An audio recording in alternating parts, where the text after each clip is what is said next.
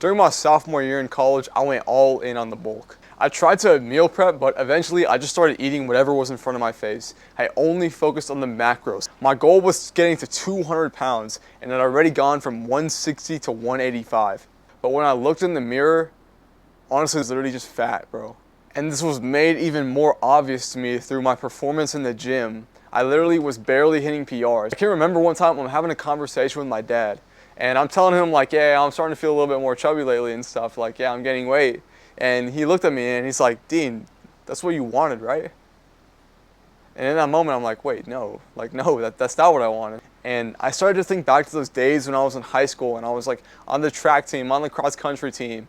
And, you know, I was so much more fit and athletic back then. And now I was just this fucking chubby ass guy who could barely even play on the soccer field anymore. This dream I had of becoming this athletic, muscular guy, but not at the sacrifice of my athletic abilities. And so this really made me take a look at myself. What am I doing wrong? What can I do differently? And that's when it hit me that it was my diet, bro. It was my diet. My diet was so ass, bro. I was constantly binge eating on junk food. I didn't even care. I didn't know anything about nutrition, bro. I was just literally eating whatever like fit my macros. And so I got curious. I started learning and doing research on food and what actually makes you put on muscle and what makes you put on fat. What food makes you feel good. And in literally 3 months, bro, I completely transformed my life. I lost 12 pounds of fat, but I managed to retain all the muscle on my body. And this diet gave me so much energy that I'm literally running like 15 miles a week now. I can finally build real muscle without the fat. And I'm gonna show you how to do that in this video. So we're gonna cover 4 steps. Step number 1 is why your bulk isn't working. Step 2, the best diet to build lean muscle. Step 3, a simple bulking meal plan. Step 4, an effective cardio routine to get in shape. Step 1, why your bulk isn't working. Whenever I'd finish my lifting sessions, I'd go to the mirror to take progress pictures of my physique. And I wanted to measure how much weight I was gaining, how much, progress am I seeing. And literally all I saw was my cheeks getting chubbier, my stomach getting fatter, and my literal muscle definition was not improving at all. And I was so upset at this, bro. This made me feel like all of my efforts were being wasted. Like I was trying to do everything right. Like, get the food in, get the sleep in, training 6 times a week, push-pull leg, push-pull leg. I was trying to do everything right. But yet, I had literally like barely anything to show for it, bro. And I just felt like so stupid, bro. I just literally felt like I was just wasting my time. The problem was that I focused on quantity instead of quality, which caused me to put on fat instead of muscle. I failed to realize that what matters more than the quantity of the food is the quality of the food. What are the nutrients inside of the food that you're eating? If the food that you're eating doesn't have the right building blocks to build muscle, if it doesn't have the nutrients that you need, then what are you doing? Like, it's just not gonna build you muscle, bro. It's gonna build you fat. So if your bulk isn't working, that means you're probably eating too much junk food, processed foods. You're not eating the right kinds of food. You don't wanna be that guy in the gym who bulks up and then he has to cut, and then you get to see how much muscle he put on, and he basically just wasted his time because he really didn't put on that much muscle. Step 2, bulking diet to build lean muscle. So I just want you to think about this for a second. What do you think is gonna help you build more muscle? A piece of meat, a literal piece of muscle, or a fucking potato? So when I was bulking, I was eating extremely high carb. And yes, high carb can work, but it's not the most effective. And this is because when you eat high carb, you spike your hormone called insulin. And insulin is basically your fat storing hormone. This is the hormone so when you eat carbs, it spikes up your insulin, and then insulin stores fat in your body. If you don't immediately burn that off, if you don't immediately exercise after this, then you're gonna start to store in fat. And that's like why after you eat a very high carb meal, you often feel very sluggish and tired, and the brain isn't working how it was before. Okay, so we don't want this, right? So what are we gonna do instead? We do a ketogenic low carb diet, or best case scenario, a carnivore diet. The first reason is because a high fat diet is going to shred your body of fat, and the only thing you're building is lean muscle. So in a high fat diet, you're never gonna be spiking your insulin, so this is why you won't be putting on any fat. And we need to discuss another hormone, and this hormone is called leptin. And leptin is like your satiety hormone. This is the hormone that's gonna tell you that you're full, you're satiated, we can stop eating now. And the sick thing about carbs is that when you eat carbs, your insulin spikes up, right? But your insulin blocks leptin. So that's why most people nowadays are fat, because their signals aren't working. Their satiety hormone isn't working. It's being blocked by insulin. So they just continue to overeat. They overeat and they overeat and they get fat. So on this diet, that's not going to happen. You're never going to spike your insulin. When you eat, let's just say you eat a piece of, a steak or some ground beef, you're going to be extremely satiated. Your body's going to tell you exactly how much that you need to be eating.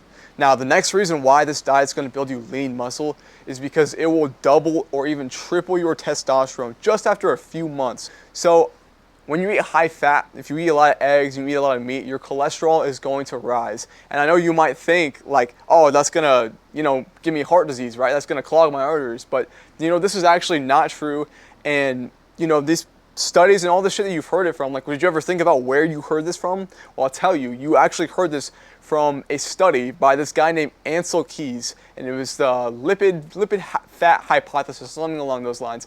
And basically what he did was, it was this like fraudulent fake study. He was like paid off by sugar industries to blame saturated fat and cholesterol for causing heart disease instead of sugar, which sugar and carbs are the real cause of heart disease, right? Because sugar and carbs increase the inflammation in your body and can lead to insulin resistance. And insulin resistance and inflammation both combined together, that's going to be the real cause of heart disease, not cholesterol. So they blame cholesterol as a scapegoat, but cholesterol is actually extremely important for your body. Your cells are literally made up of cholesterol. Your body produces cholesterol on its own, and cholesterol is a major building block of testosterone. So if anything, you want your cholesterol to be high, especially as a young man. You want your testosterone to be high, and cholesterol is going to help you build more testosterone. So if anything, cholesterol is actually protective against heart disease. Now, the second reason why you want to do high fat is because you're going to unlock insane energy. Now, you might think that carbs are the best source of energy, especially, for high performance and stuff. But, this is actually not true either. And they've done studies on this as well. So basically what they did was they took professional sprinting athletes, like these were athletes who won major competitions like Team USA and shit. And they had a group of fat-adapted athletes and carb-adapted athletes. And what they did was they compared them in 400-meter sprints, like continuously over and over again. And what they saw was that the fat-adapted athletes performed better than the carb ones, and they performed better for longer. And keep in mind, like, this is sprinting. We're talking about the most intense exercise you can do. Now, the reason why this is the case is because, so when you enter ketosis, when you enter low carb state, when you stop eating carbs, you're going to enter something called ketosis. And this is basically when the liver starts producing ketones in your body. This is going to be your new energy source. And what happens when you're in this is that you get more mitochondria, which are like the powerhouse of your cell. And these cells start to work better. They can even work up to 5 times better than mitochondria in a carb-inclusive diet. So you actually have much better high performance energy when when you cut the carb. And on top of that, you also unlock infinite energy because now you're running off of your fat stores in your body. Now, this is what blew my mind, is that, a skinny motherfucker, like this kid probably has 100,000 calories in fat stores in his body. So you probably have more. If you're not a skinny guy, you probably have more. But if you are, you can be happy that you have 100,000 calories. So that means you have this massive energy pool that you have access to all the time, but you can't access it when you're eating carbs, and that's the thing.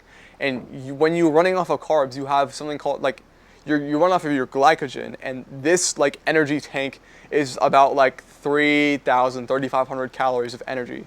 And that's why you'll see marathon runners, they eat those weird sugar goo thingies, they're just gross because they literally run out of energy. They have no more energy left, and it's so ironic because they have so much energy in their fat stores, but they can't access it when they're in a state of when they're eating carbs. Now, reason 3 is because you're going to eliminate all anti-nutrients, all plant toxins from your body. And this is why I recommend carnivore, because plants and fruits have anti-nutrients in them, and these are basically molecules that block the absorption of nutrients from entering your body. So there's a long list of anti-nutrients that are in most plants, and so plants are really not, you don't need plants at all. There's a low quality energy source. You don't need fiber also as well. It's been shown you don't need fiber. No, you don't want that shit. Just throw it away. You don't want it. When you're on this carnivore diet, you're going to be getting every single nutrient that your body needs. So as long as you follow the meal plan that we'll go over We'll go over it in the next step. Step 3, simple bulking meal plan.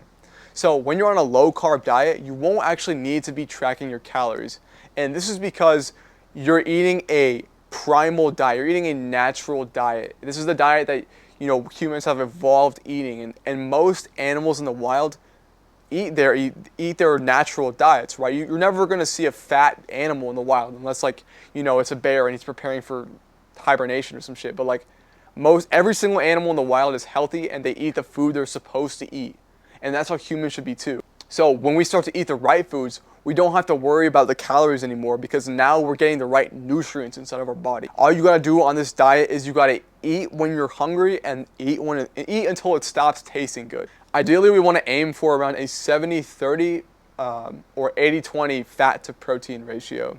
So the way you figure out which is right for you is basically once you get on this diet and you start to cut out the carbs, you just tell basically by your shit. So if you have loose stools, then that means you ate too much fat. And if your poop is too hard or you start to get constipated, then that means you need to increase the fat intake. Okay, moving on to the meal plan. Here's a list of foods that you want to be eating.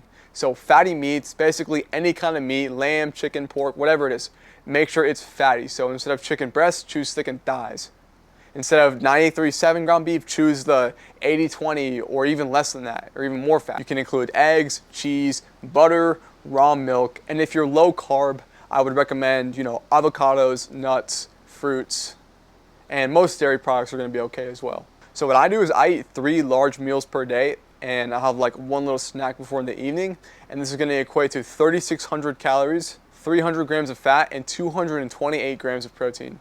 Now, when you get in the gym and stuff, or if you're already in the gym, your appetite is naturally going to increase on this diet because you're sending the signals to your body that we need to build muscle. So your body is going to tell you, hey, let's eat more because we need to eat more to help build muscle for this guy. He needs the strength, right? So we're no longer maintaining the current physical frame. We need more energy to help the body build muscle. So your appetite's going to increase. So in the morning, I'll have 8 eggs with 3 tablespoons of butter. And now this equates to 860 calories, 48 grams of protein, and 70 grams of fat. For lunch, I have a pound of 80-20 ground beef plus 2 tablespoons of butter, and this equates to 1,360 calories, 120 grams of fat, and 76 grams of protein. For dinner, I'll have 4 large chicken thighs cooked in butter, and this will equate to roughly 1,000 calories, and 80 grams of protein and 80 grams of fat.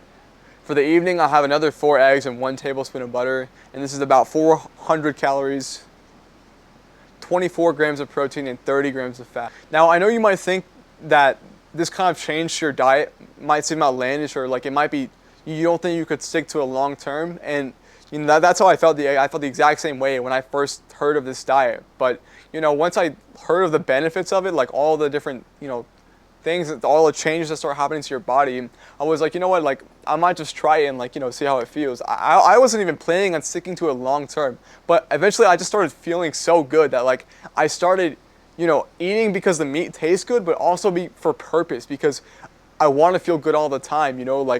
My life just became so much more fun. The gym became so much more fun. I'm starting to put on lean muscle.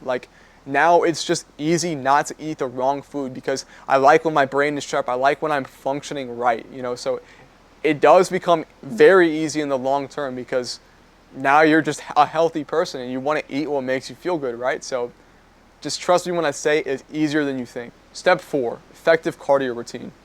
Now, you don't have to include a cardio routine in this plan, but I wanted to include this just because cardio is going to increase your appetite a lot. And it's just going to, you're going to have more energy on this diet. You're going to have infinite amounts of energy. So, you might as well get into shape, right, too, right? So, ideally, we want to be doing sprints at least once per week. And we want to be doing a long distance run once per week. We also want to be getting in about roughly 6 hours of zone 2 cardio in. And this is recommended by the neuroscientist Andrew Huberman. He's a very famous podcast. So what I do is, I will do the sprints and the long distance run, and throughout that I'll show you a picture now of what my schedule looks like, and I'll just include little runs in between that just because I like to run every day because I have so much energy. And yeah, you can either replace those 2-mile runs with a walk, or you can Yeah, you can run as well. Everything I've told you in this video has genuinely increased my health so much. I've gotten in the best shape of my life in literally like 2 months, and I'm getting healthier every day. And I want you to experience the same too. If we want to truly change our lives, then we have to take the action steps necessary to do it.